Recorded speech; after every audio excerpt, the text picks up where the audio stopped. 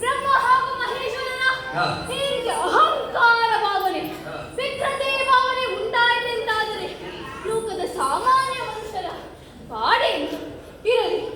ಈಶ್ವರ ಇದ್ದಗಲೇ ಬರುತ್ತಿದ್ದಾರೆ, ಕರೆಸುತ್ತೇನೆ.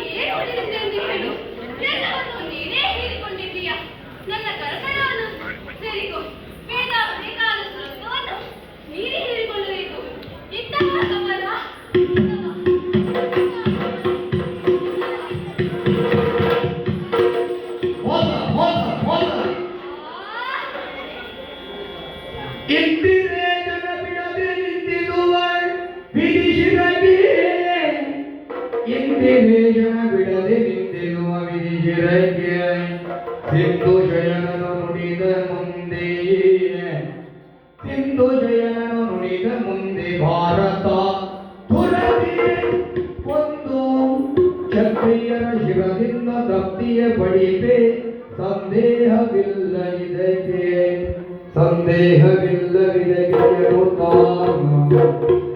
ನುಡಿದಿದನು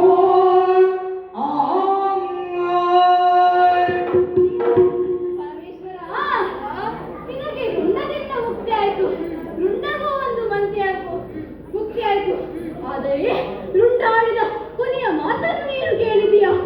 ಕಪಟ ನಾಟಕ ಎಂಬ ವಿಧಾನ ಆ ರುಂಡದಿಂದಲೂ ನನಗಾಯಿತು. ಇರಲಿ, ಆ ಬಗ್ಗೆ ಎಲ್ಲ ಯೋಚಿಸುವುದಕ್ಕೆ. ಅಯ್ಯ ವಿಧಿಯ ರುಂಡವೇ, ನಿನ್ನ ದಾಹ ಪರಿಹಾರಕ್ಕಾಗಿ ನಾನಾಗಲಿ ಪರಮೇಶ್ವರನಾಗಲಿ ಆಹಾರವಾಗಲು ಸಾಧ್ಯವಿಲ್ಲ. ಮುಂದೆ ಯುಗ ಪರಿವರ್ತನೆಯಾದಾಗ ತ್ವಪನ ಯುಗ ಪರಿಕ್ರಮಿಸಲಿದೆ. ಆ ಕಾಲದಲ್ಲಿ ನಿನಗೆ ಬೇಕಾದ ರಕ್ತಮಾಂಸದ ವ್ಯವಸ್ಥೆಯನ್ನು ನಾನು ಮಾಡಿಕೊಳ್ಳುತ್ತೇನೆ. ಅಯ್ಯ ಪರಮೇಶ್ವರ, ಆಯ್ತಲ್ಲ, ನಿನಗೆ ಮುಕ್ತಿ ದೊರಕಿತಲ್ಲ. ಆದರೆ ವಿಧಿ ಹಾಗೂ ಶಾರದೆಯ ಪರಿಬದಲಾಯಿತಲ್ಲ. ಶಾರದೆಯ ಜೊತೆ ಬ್ರಹ್ಮ ಸುಖಿಸಿದಂತಾದರೆ ಅದು ಲೋಕಕ್ಕೆ ಒಂದು ವಿಪರೀತವಾದ ಸುದ್ದಿ. ಆದರೂ ಒಂದು ಸಮಾಧಾನವನ್ನು ಹೇಳ ಬಯಸುತ್ತೇನೆ. ಶಾರದೆಯನ್ನು ಬ್ರಹ್ಮ ಯಜ್ಞದ